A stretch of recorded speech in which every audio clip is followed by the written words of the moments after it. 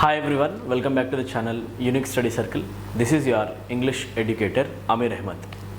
Today we are going to solve Grand Test number 61. The questions asked in Grand Test number 61 English part మొత్తం complete గా detail గా explanation చూద్దాం. ఓకేనా?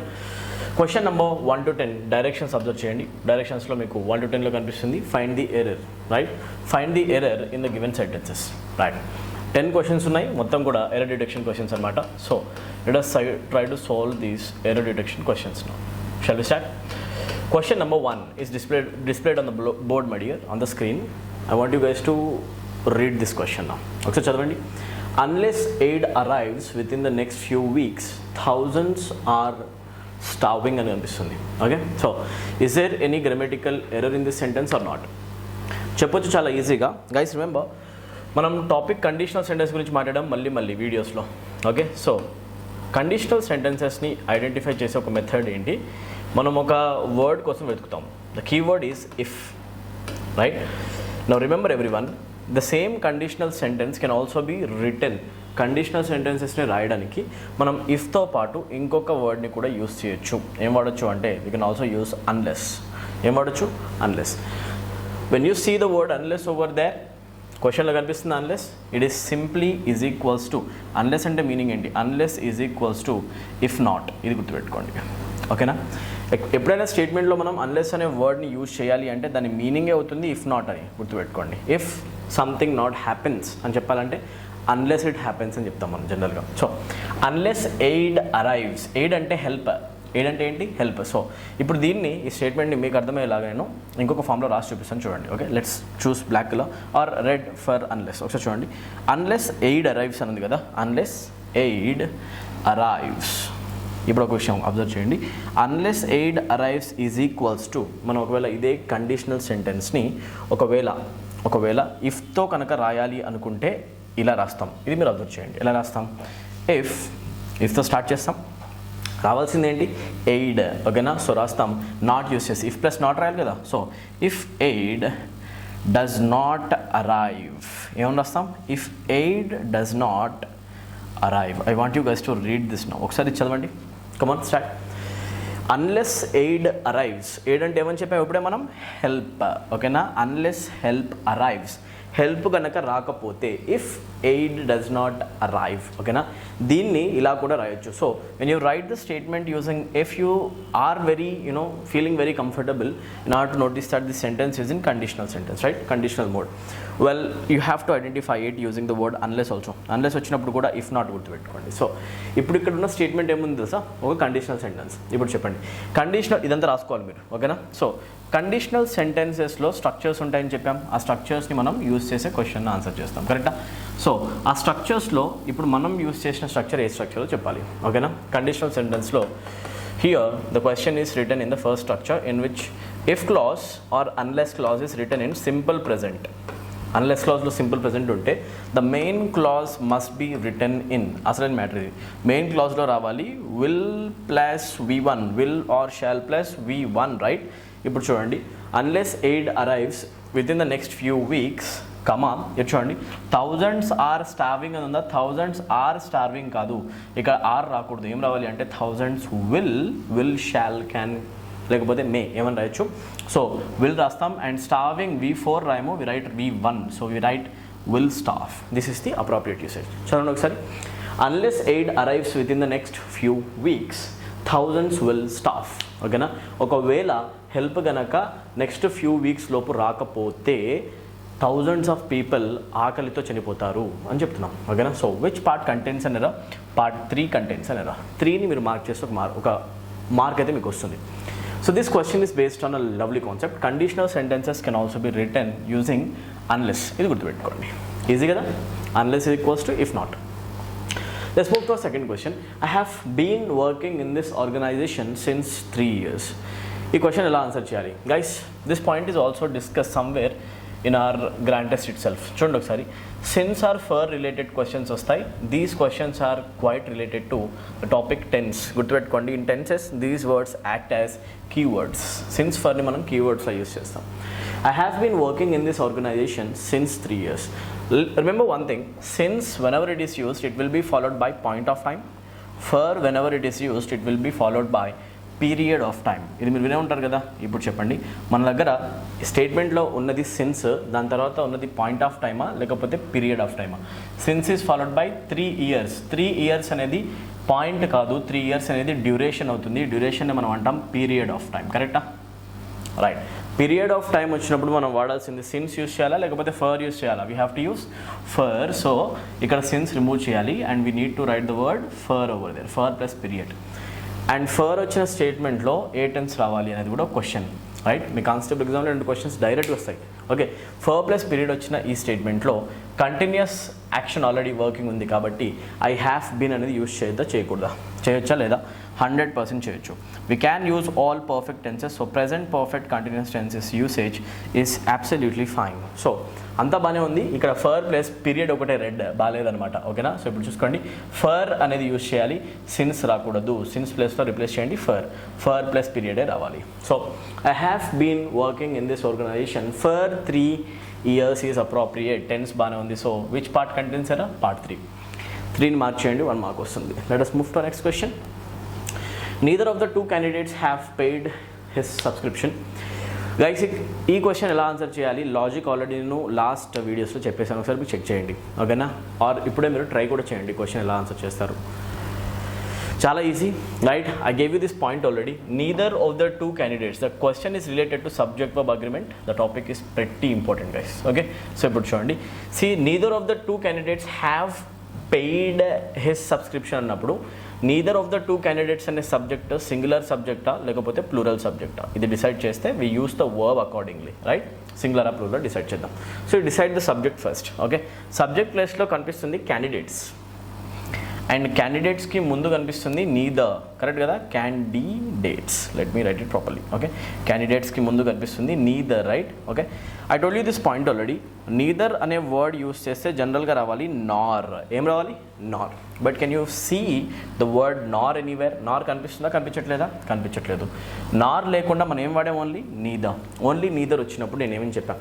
Neither వచ్చినప్పుడు, either వచ్చినప్పుడు the subject will always remain singular. ఇది already మనం discuss చేసుకున్న పాయింటే. కరెక్టేనా? సింగులర్ ఉండాలి. సింగులర్ ఉండాలి అంటే మనం ఒకసారి క్వశ్చన్ అబ్జర్వ్ చేయండి మీరు. సింగులర్ సబ్జెక్ట్ ఉంది అంటే వర్బ్ కూడా సింగులర్ వస్తుంది. ఇప్పుడు ఈ థర్డ్ క్వశ్చన్లో సబ్జెక్ట్ ఏ మోడ్లో ఉంది? నీదర్ ఆఫ్ ద 2 candidates అంటే సబ్జెక్ట్ అయిపోయింది ఒక సింగులర్ సబ్జెక్ట్. సింగులర్ వచ్చింది అంటే వర్బ్ కూడా ఏం రావాలి? సింగులర్. హ్యావ్ రావద్దు, ఏం రావాలి? Has. So in part 2 we find an error. Neither of the 2 candidates has paid his subscription. Now listen everyone, the same question can be answered using one more logic. ఇక్కడ already ఏం కనిపిస్తుంది చూడండి ఒకసారి, his subscription అని కనిపించింది అంటే are we talking about a singular subject or a plural subject? Singular subject గురించి వచ్చింది కాబట్టి his వచ్చింది, సింగులర్ ప్రొనౌన్ వచ్చింది అంటే ఇక్కడ సింగులర్ వర్బ్ రావాలి, హ్యావ్ రావద్దు. ఏం రావాలి? హ్యాస్. ఎలా అయినా చేయొచ్చు. Very good. Let us move to our next question. Question number 4. A well-balanced diet is essential for good health. Good health maintain చేయాలి అంటే ఏం కావాలి? బ్యాలెన్స్డ్ డైట్ కావాలి. This is 100% true. Balanced diet కావాలి. డైట్ బాగుంది అంటే 100% గుడ్ హెల్త్ ఉంటుంది, healthy life ఉంటుంది. కరెక్ట్ కదా? ఈ స్టేట్మెంట్లో ఎక్కడ కూడా ఎలాంటి గ్రామటికల్ మిస్టేక్ లేదు. The sentence is written properly. A small sentence without any errors. So answer is no error. Let's move to next question. My uncle forced my friend and I to stay back. Okay, ఈ స్టేట్మెంట్లో mistake ఏముంది? Right, ఒకసారి చూడండి. I met, ఈ స్టేట్మెంట్లో మీరు ఒక చిన్న answer చేయాలి. I met my friend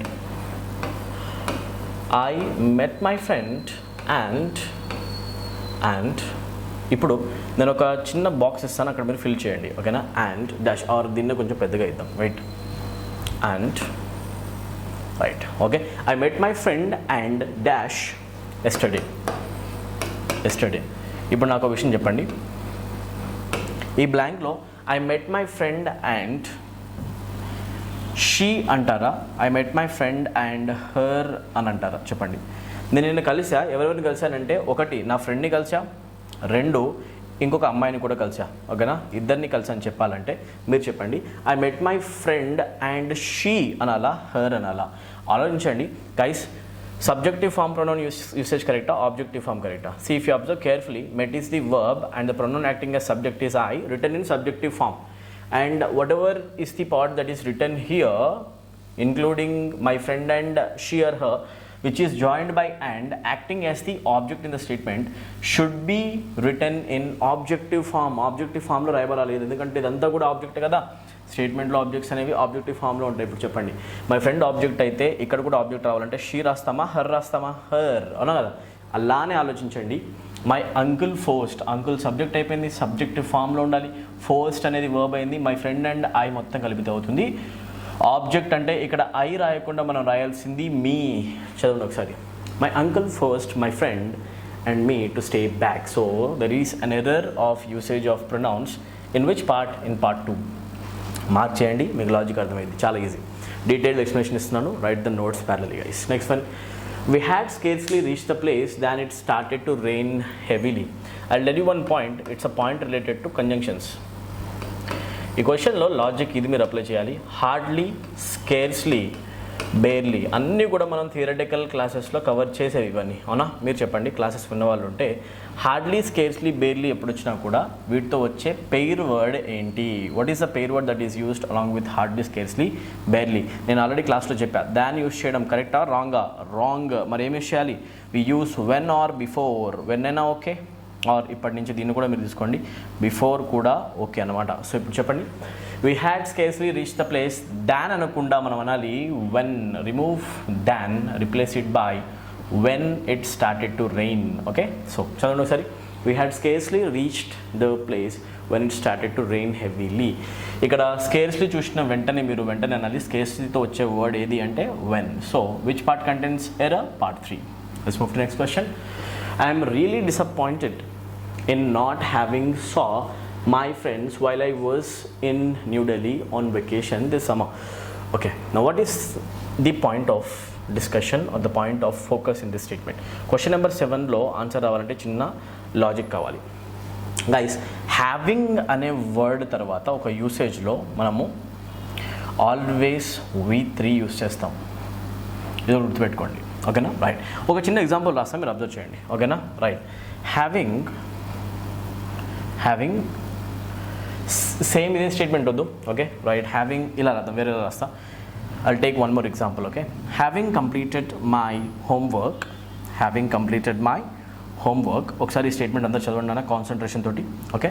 you have to learn a new point here, okay?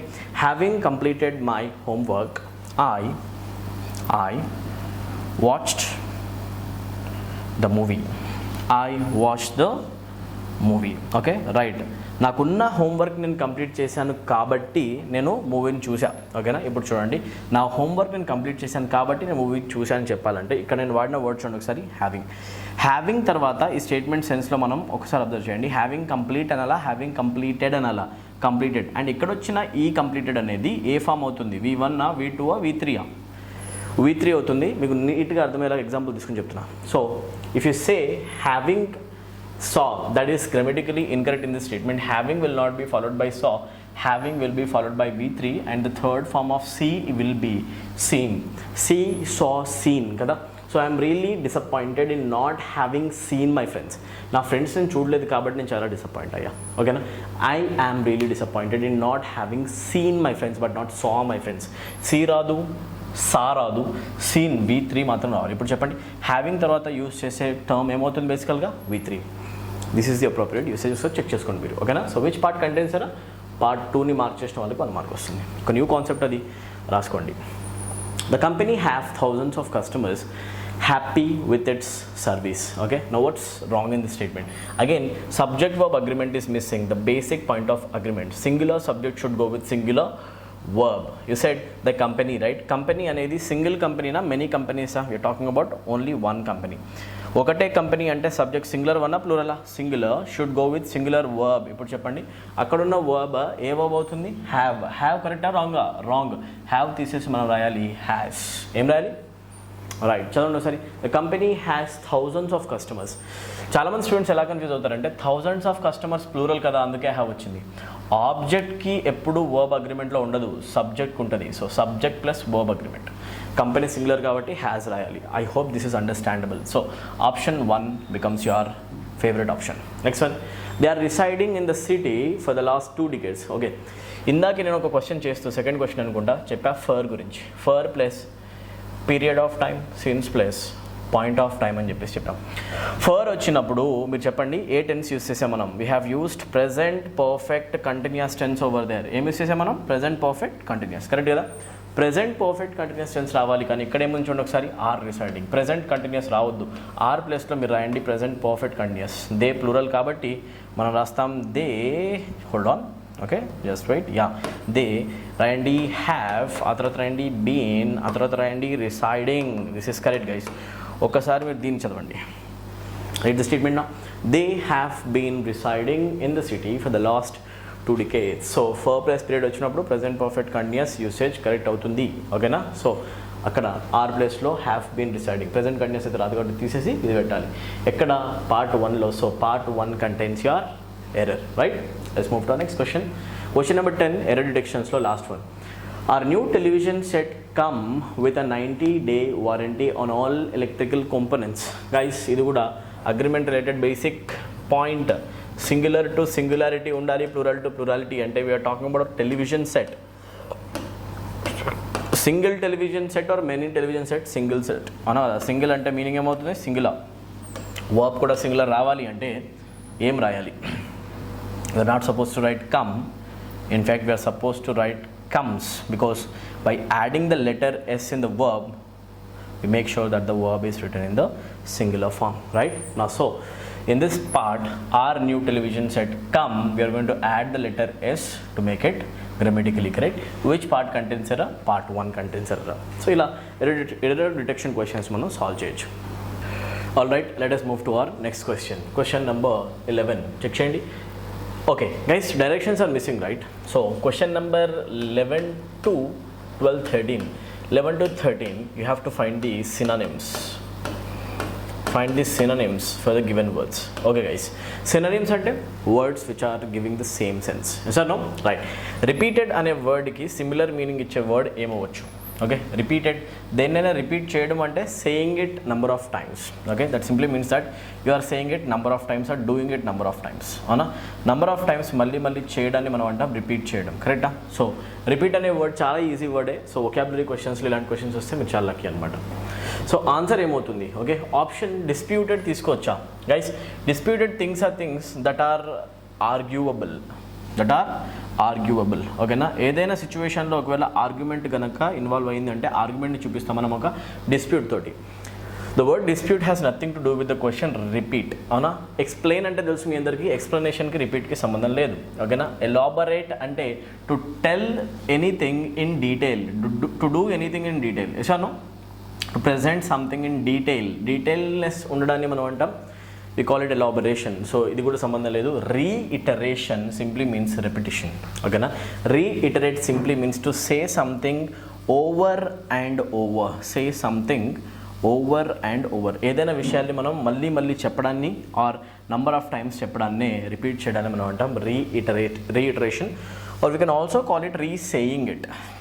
ఏమంటాం మనం? రీసే. అవునా కదా? రైట్. సో ఇది గుర్తుపెట్టుకోండి, ఆన్సర్ అవుతుంది reiterate. Very good guys. Let us move to our next question. The next question is also based on synonym. Rever అనే వర్డ్కి synonymous word ఏమవుతుంది? Let us check it out. Okay, so చూడండి, రెవర్కి synonymous word ఏమవుతుంది guys? Remember the word revere is actually a verb. Revere అనేది ఏమవుతుంది? Verb. ఓకేనా? Right. For example నేను రాస్తా, he is revered a lot. He is revered a lot due to his age. అతనికి ఉన్న ఏజ్ వల్ల అతనికి చాలా గౌరవం దక్కుతుంది. చాలా పెద్ద మనిషిని చాలా గౌరవంతో ట్రీట్ చేస్తారు. Revere is a word that shows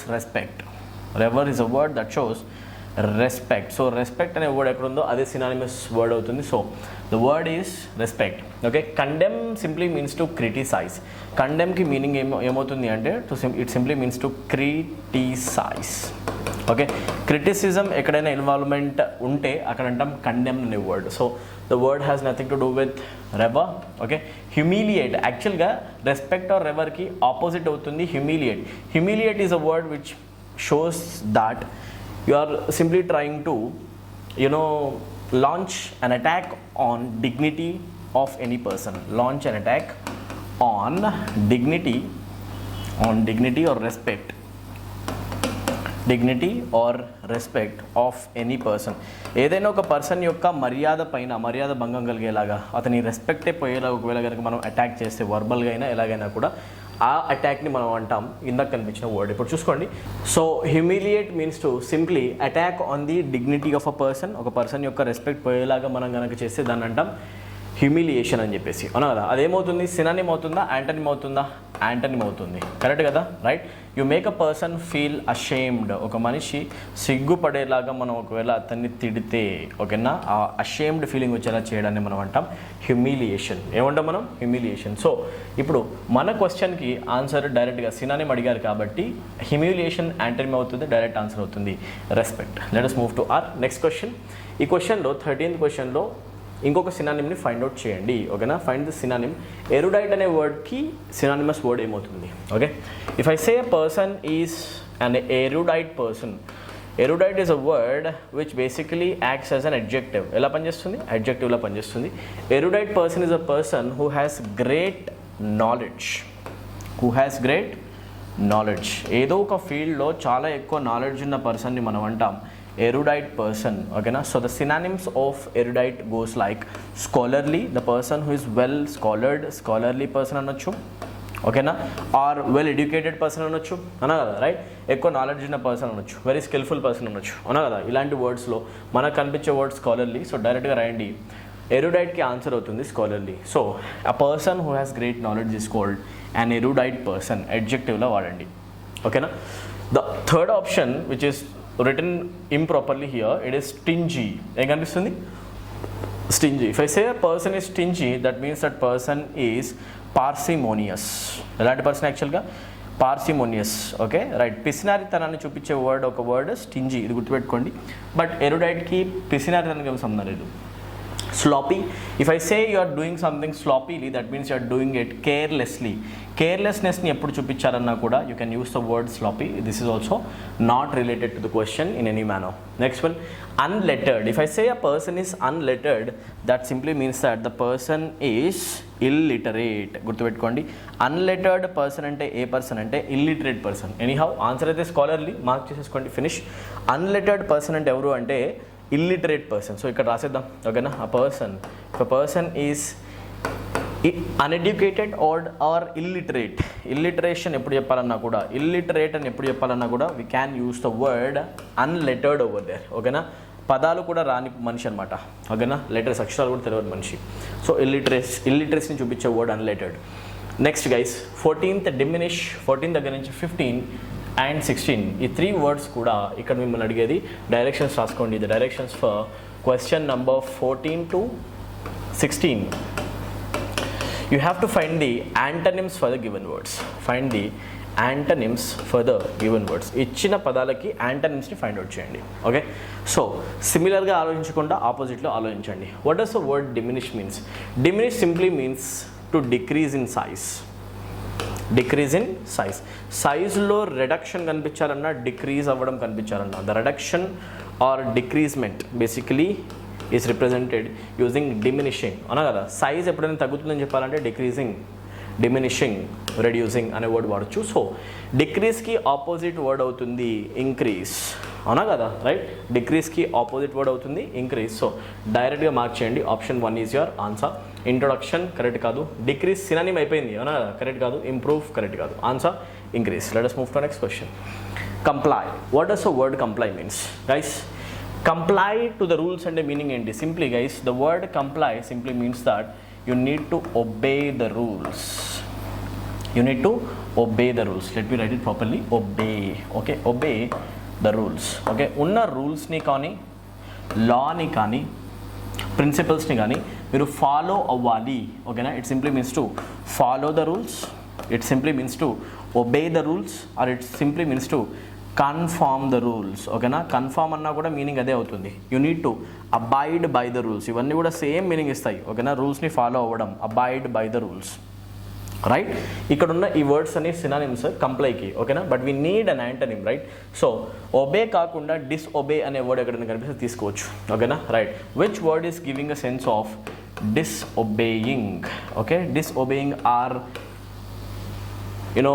persons who are superior to us, superior పర్సన్స్ని డిసొబే చేయడమైనా, ఆర్డర్స్ ఎవరైనా ఇచ్చిన వాటిని డిసొబే చేయడం అనేది ఎక్కడ కనిపిస్తుంది. ఓకే గైస్, కంప్లైనింగ్ కాదు, కన్ఫర్మ్ అనేది సినానిమ్ అయిపోయింది. ఓకేనా, దీని కిందకి వస్తుంది.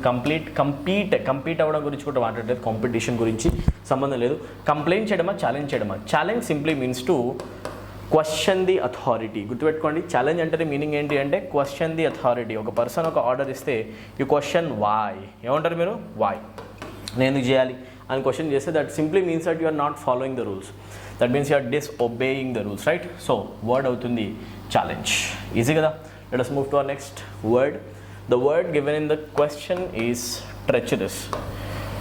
I want you guys to write this word along with me and read it also, okay? Because the more you read it, the more you get acquainted to it. Spelling vastundi and pronunciation valla language improve avutundi. Treacherous person is a person who is unfaithful. Okay na, direct answer dogutundi akkada chuskondi.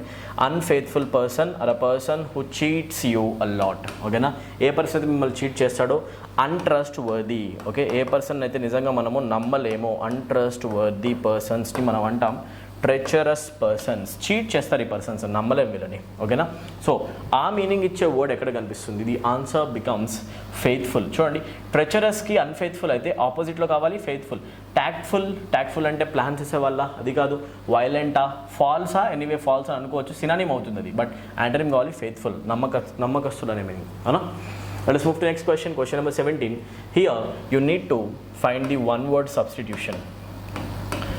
One word సబ్స్టిట్యూషన్ని చెప్పండి. అక్కడున్న సెంటెన్స్ని substitute చేసే ఒక single word ఏమవుతుంది? One word substitution. Okay, so చూడండి question ఏమి ఇచ్చారు? Animals which suckle their young. Okay guys, are you getting a feeling like that I'm asking for an animal which eats their young? Young చిల్డ్రన్ని or young ఏవైతే generations ఉంటాయో వాటిని తినేవాటి గురించి అడగట్లేదు. You need to understand the meaning of the word suckle over here. ఇంగ్లీష్లో the word suckle simply means to breast feed. గుర్తుపెట్టుకోండి, suckle in English language simply means to breast feed. Meaning ఏమవుతుంది? Breast feed. Okay, so పాలిచ్చి పెంచే యానిమల్స్ని ఏమని అంటారు? ఓకేనా, తెలుగులో ఏమంటారో నాకు తెలీదు, బట్ ఇంగ్లీష్లో చూడండి వాటిని అంటాం మ్యామల్స్. ఏమంటాం మనం? mammals. So the animals that breastfeed their young are usually called mammals. Okay na, herbivores are the animals which eat only leaves, vegetarian. Carnivores are the animals that eat flesh. Okay, these are ఏమంటాం మనం వీటినైతే మనము అంటాం vegetarian, ఇవి అవుతాయి non vegetarian. అవునా? Next one, omnivores are the animals which eat both. అది leaves తింటాయి, flesh కూడా తింటాయి, ఆమ్నివోర్స్ అంటాం. సో ఇది కరెక్ట్ కాదు, సంబంధం లేవు. సో ఫీడింగ్ చేసేవి, మిల్క్ ఇచ్చేవి అంటే మ్యామల్స్ అని చెప్పండి. ఏమంటారు? Mammals. Suckle means to breast feed, గుర్తుపెట్టుకోండి, మిల్క్ ఇవ్వడం. A drug or other substance that induces sleep. Okay, any agent that induces sleep is called what? ఓకేనా, నిద్రని కలిగించే ఏజెంట్స్ని మనం ఏమని అంటాం? సెడేటరీ ఎలిమెంట్స్ అంటాం, సెడేటివ్స్ అంటాం. ఏమంటాం మనం? సెడేటివ్స్. Okay right. ఇప్పుడు చూడండి, ఒకసారి అబ్జర్వ్ చేయండి, సెడేటివ్ అనే వర్డ్ ఎక్కడ కనిపిస్తుంది? ఇక్కడ. ఇదే ఆన్సర్ అవుతుంది. ఓకేనా, నిద్రని కలిగించేవి ఏవైనా కూడా సెడేటివ్స్ అవుతాయి. మీకు మత్తు రావడానికి డాక్టర్స్ యూస్ చేసే ఏవైనా కూడా, క్లోరోఫామ్ అనే లిక్విడ్ అయినా కూడా బేసికల్ ఏమవుతుందంటే ఇట్స్ అ సెడేటివ్, మీకు స్లీప్ కలిగిస్తుంది. Yes or no? Right guys. So reviver మళ్ళీ బతికించడం గురించి కాదు, ఎనర్జెటిక్ గురించి కూడా అసలు కాదు, స్టిమ్యులేట్ దేనైనా ప్రేరేపించడం కాదు. Answer sedative. ఓకేనా, direct answer. Let us move to our next question. Question number 19. Our house is within a stone's throw from the red building. ఒక రెడ్ బిల్డింగ్ ఉంది, ఆ రెడ్ బిల్డింగ్ దగ్గర నుంచి మన ఇల్లు, this is the red building, ఈ red building దగ్గర నుంచి మన ఇల్లు, the house is within a stone's throw from the red building. ఓకేనా, our house is within a stone's throw అంటే మీనింగ్ ఏంటి? గైస్ కరెక్ట్గా అబ్జర్వ్ చేయండి.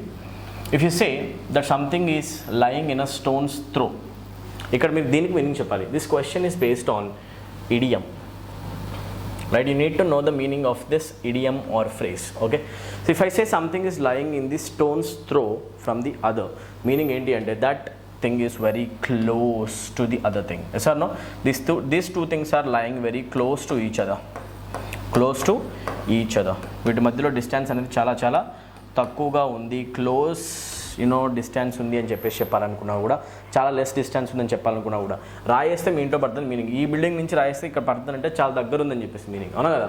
So if you ever use within a stone's throw in any sentence, that idiom simply means that thing is very close in distance. ఓకేనా.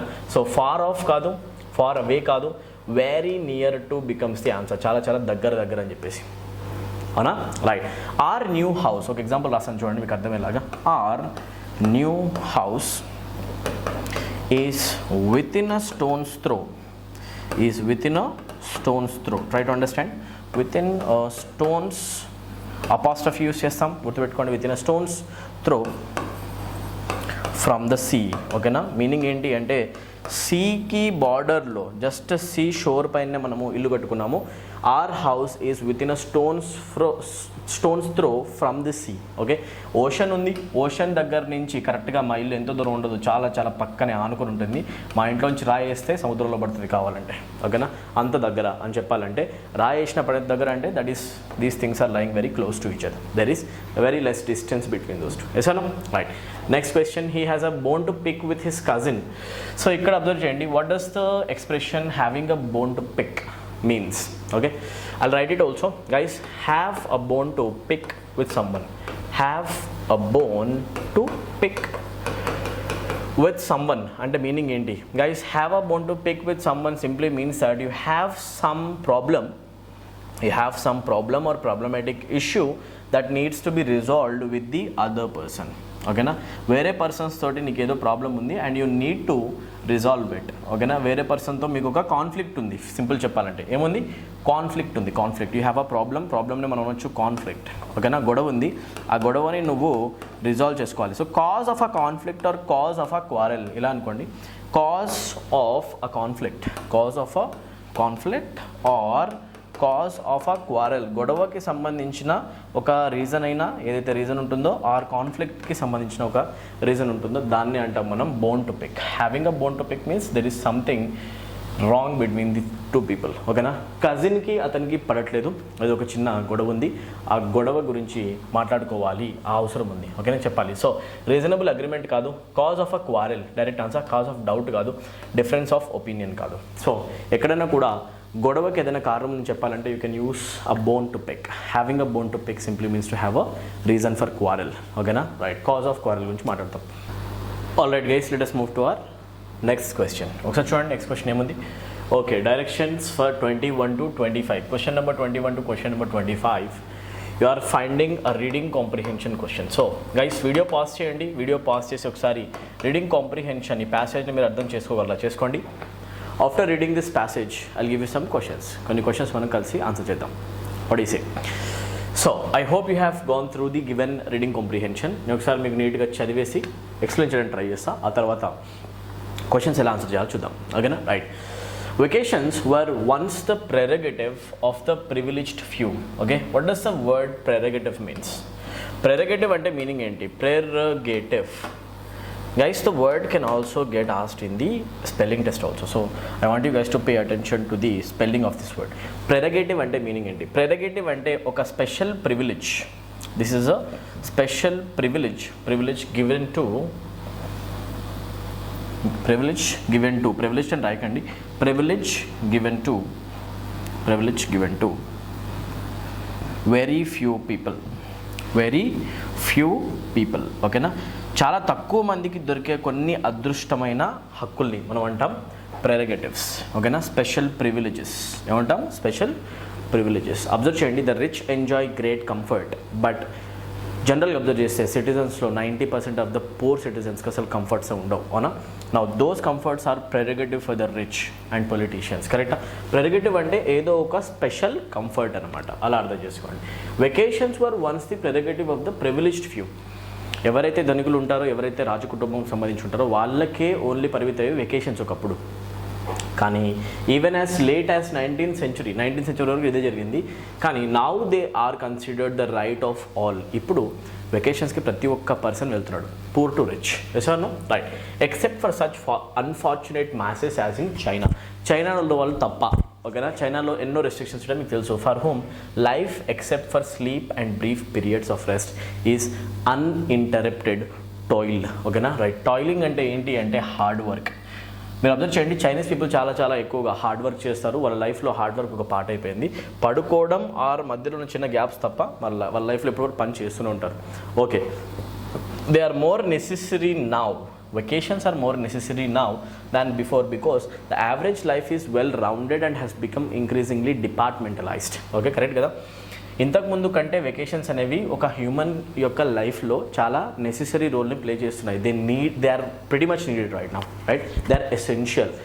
ఎందుకంటే మనిషి యొక్క average life is well rounded. మనిషి పనులతో always బిజీగా ఉంటాడు and has become increasingly departmentalised. మనిషి వేరే డిపార్ట్మెంట్స్లో ఏదో ఒక పనులు చాలా బిజీగానే ఉంటున్నాడు, అవునా కదా, రైట్. సో ఇప్పుడు మనిషికి కొంచెం ఫ్రీ టైం స్పెండ్ చేయడం చాలా అవసరం వెకేషన్ పేరుతో.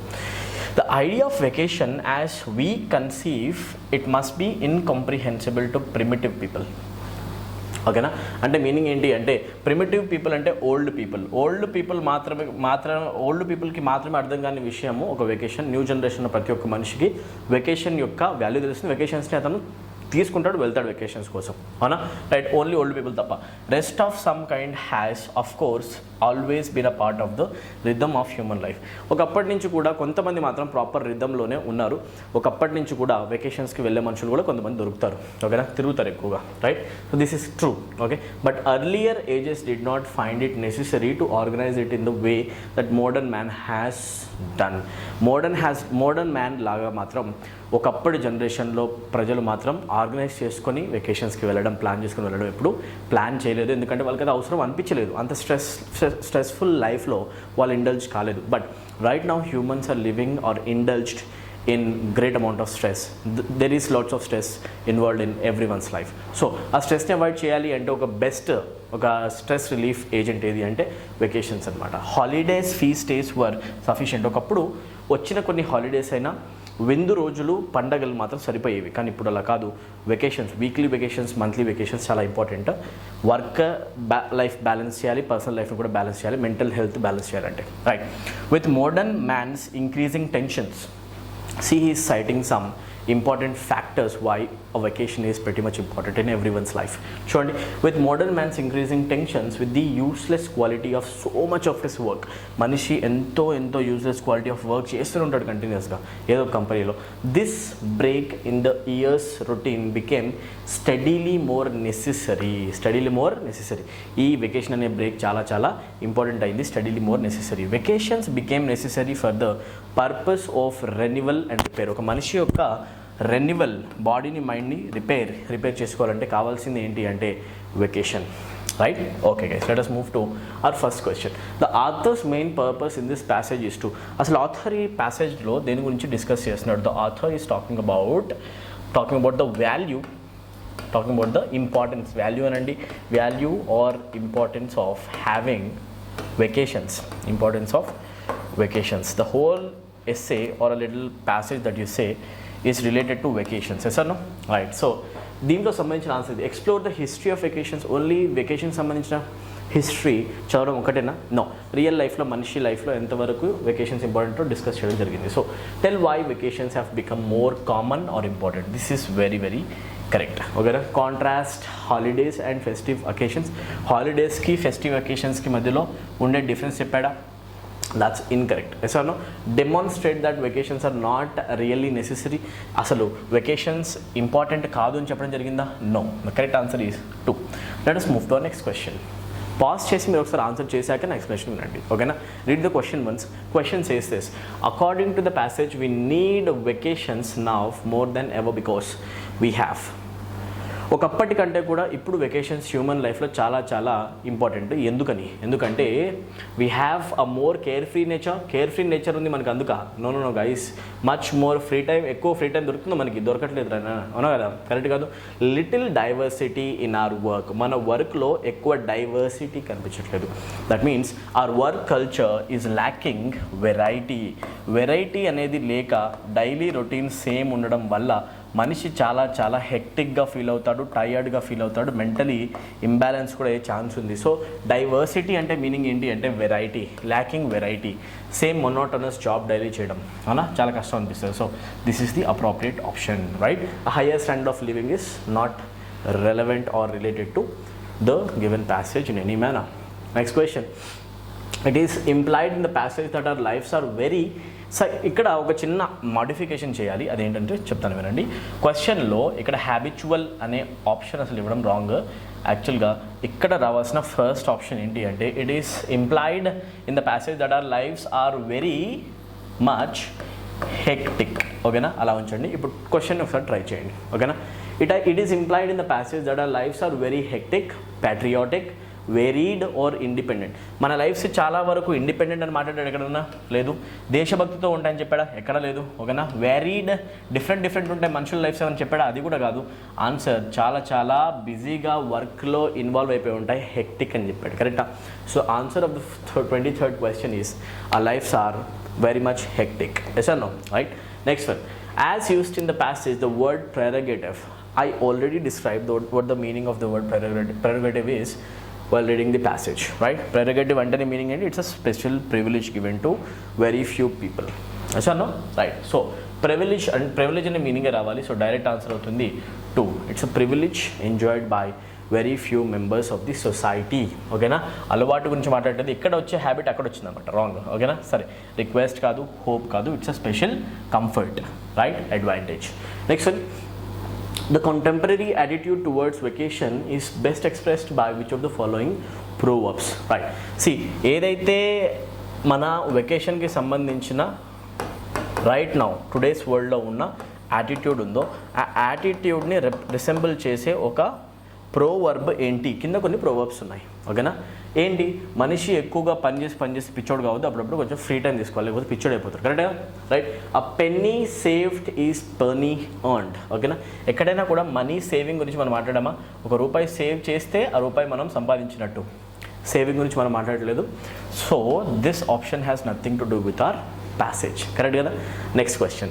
The devil finds work for idle hands. ఓకేనా, రైట్. ఇక్కడ ఖాళీగా కూర్చునే మనుషుల దగ్గరికి దయ్యం వచ్చి చేరుతుందని చెప్తున్నాడు. ఇది కరెక్టా? మనం ఏమాత్రం దాని గురించి మాట్లాడలేదు. ఓకేనా, all work and no play makes Jack a dull boy. Full work చేసి ఏమాత్రం ఆడుకోకుండా ఉంటే, ఏమాత్రం రిలాక్సేషన్ రిలీఫ్ కనుక బ్రెయిన్కి ఇవ్వకపోతే జాక్ అనే పర్సన్ ఏమైపోతాడు? ఒక డల్ బాయ్ అవుతాడు. అంటే కరెక్టే కదా, మెంటలీ ఎఫెక్ట్ అయిపోతాడు. అదే చెప్తున్నారు. ఎక్కువ వర్క్ చేసి మనం నో ప్లే అంటే మీనింగ్ వెకేషన్స్ లేకుండా ఉంటే అది రాంగ్. వెకేషన్స్ ఇంపార్టెంట్ అని చెప్తున్నాడు. So this is the proverb which is exactly citing what's being talked about in the passage. Correct కదా? So third one correct. Many hands make light work. అంటే ఒక team effort best effort ఉంటుంది, single work అని చెప్పి అది కూడా ఎక్కడ కూడా మాట్లాడలేదు. So option 3 becomes our answer. With this we have come to the end of this grand test. Okay, so ఒకసారి మొత్తం రివైజ్ చేసుకోండి. నోట్బుక్ అంతా ఒకసారి first question to last question థరోగా కాన్సెప్ట్స్ అన్ని రివైజ్ చేసుకోండి. అండ్ ఒకసారి మీ వల్ల ఎక్కడైనా కనుక మిస్టేక్ అయితే అది ఎందుకైందో కూడా సెల్ఫ్ అనాలిసిస్ చేసుకోండి. ఒకవేళ మీరు క్వశ్చన్స్ చేసేటప్పుడు ఎక్కడైనా రాంగ్ ఆన్సర్స్ వస్తే అనాలిసిస్ చేసుకోండి. తెలియని విషయాలు రాసుకోవాలి, నేర్చుకోవాలి ఇప్పుడే. ఓకేనా, I'll meet you in the next video with one more grand test solution of English. Till then take care everyone. Thank you. Good day.